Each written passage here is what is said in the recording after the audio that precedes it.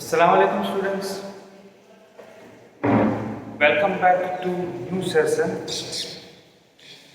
And today, actually, I am going to conduct a very fresh session. In this session, I will discuss a new chapter in history textbook, chapter number 5, When People Rebel, 1857 and after. Rebel, what does it mean? Rebel, that means when a person resists to accept authority and go against resistance, that is called rebel. And why people do such thing? Like many times people go against the government, that is called, those people are rebellious. They rebel, they go against the government, go against the authority. And why need to do such things? Possibly in most of the cases, when something wrong, that time people go against the authority. Otherwise, if everything fine, no one likes to go against the authority. That is the clearly, right? So here, what things were happen? Why people rebel in 1857? So here we are going to discuss about that rebel of 1857 in India. Basically, in simple word, I would like to give the answer that why people rebel. British policies were responsible for this rebellion. Means we know that previous chapter actually we have looked at the policy of East India Company, and policy of East India Company were very unfavorable to the Indian people. That means all the people, all the sections of the society, Indian society, were affected by British policy. No matter poor landlords, laborers, landlords, artisans, craft persons, even Nawabs, kings, and emperor of India himself, affected by British policies, and affected, actually badly affected by it. Right? So here we are going to discuss about that what policies were there and how did different people affect by it. And because of this reason, because of the policies of the British East India Company, people rebelled against it. People resisted. And because their policies were against people's interest and their sentiments. So let's start with different, here we are going to discuss about different sections, different groups of the society, Indian society, contemporary Indian society, means Indian society in 18th century. And here we are going to discuss about half of 18th century, means 1750 and afterwards. So, since here first group Nawabs lost their powers. Since the mid 18th century, Nawabs and Rajas had seen their powers erode, vanished. They had gradually lost their authority and honor. Once upon a time, those Nawabs were very powerful, very rich, and so the Rajas. Right? So gradually they lost their powers, their authority, their honor, and the freedom of rulers reduced. They had their freedom, they could rule however they wanted, but those freedom taken away by British, so they lost their freedom of rule as well. Their armed forces disbanded. They had their armies, so armed forces were also disbanded, no longer exist. And their revenues and territories taken away by stages. Revenue means sources of income. They had their sources of income also taken away by British gradually. And their territory means they had their areas, their territory, their kingdoms. Those also stage by stage taken by British. Many ruling families tried to negotiate with the company to protect their interest. Many family, ruling dynasty, they show that they will lose the power, they will lose the authority. So they try to protect their interest by negotiation, by the discussion with the British. Like Rani Lakshmi Bai, all of you are aware about her. Rani Lakshmi Bai of Jhansi wanted the company to recognize his adopted son as heir of kingdom after the death of her husband. Her husband, King Raja of Jhansi, passed away.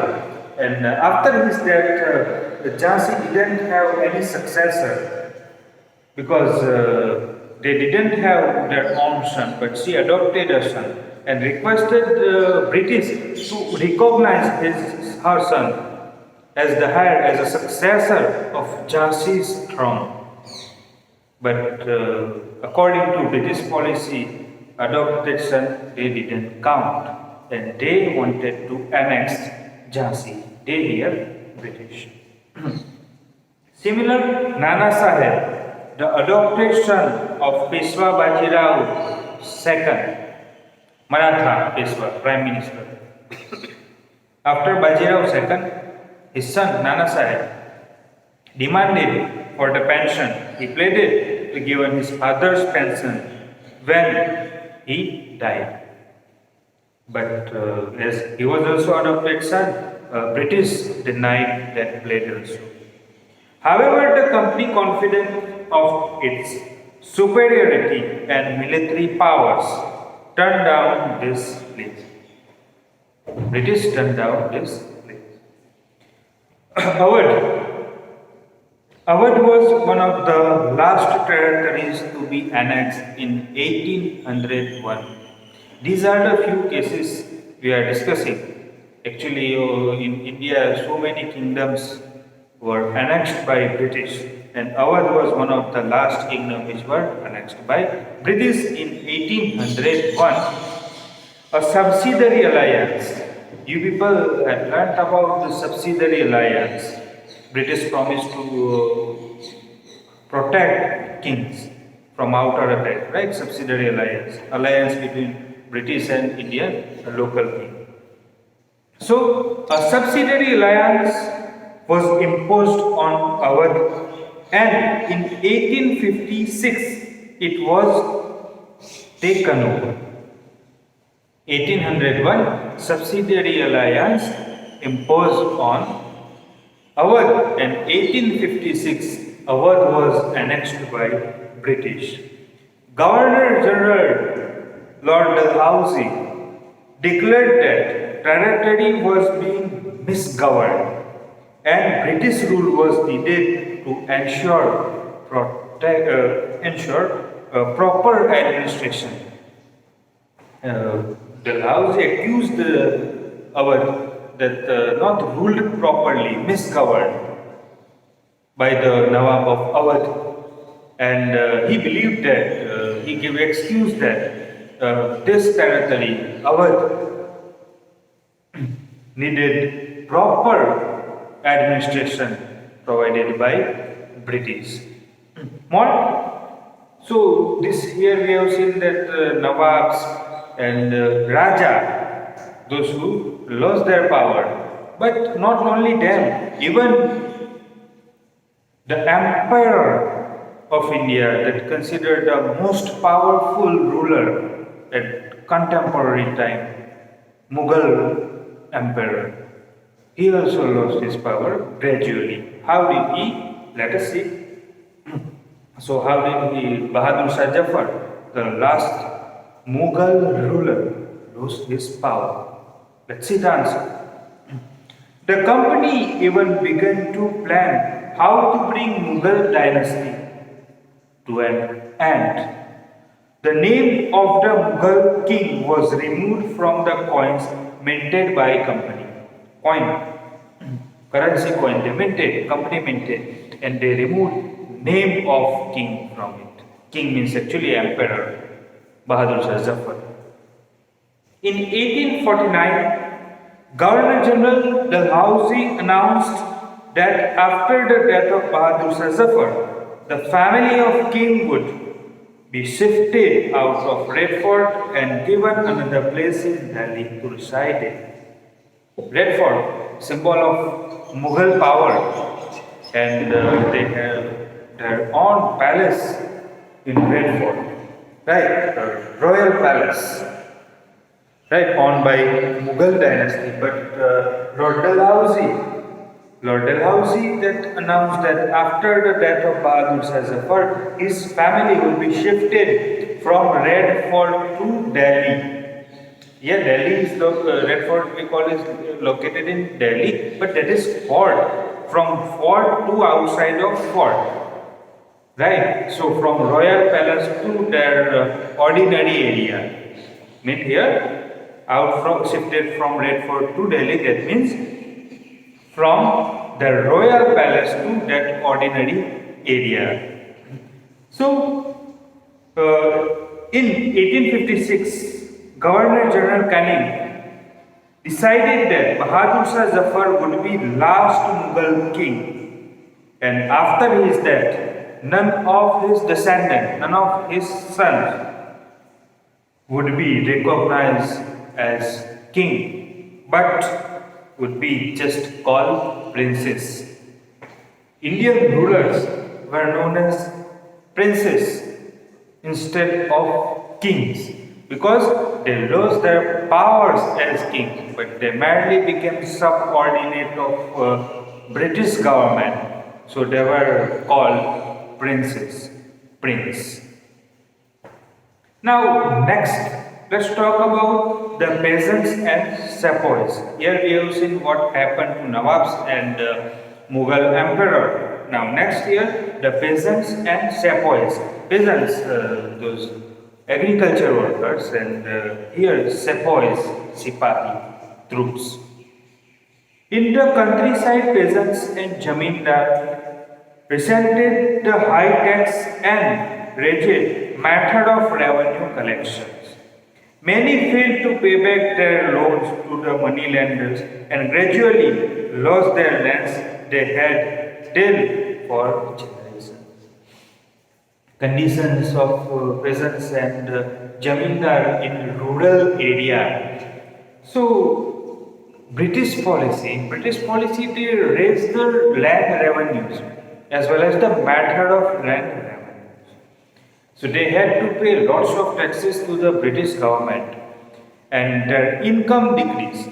Those people failed, peasants were failed to pay loan taken from moneylenders, and they lost their lands they tilted from generation. They cultivated the land from generation. Gradually they lost. The Indian sepoys in the employ of the company also had reason for discontent. They were unhappy about their pay, allowances, and condition of service. For your information, in British Army, there were Indian people as sepoys worked. Actually, Indian people were more compared to British. More.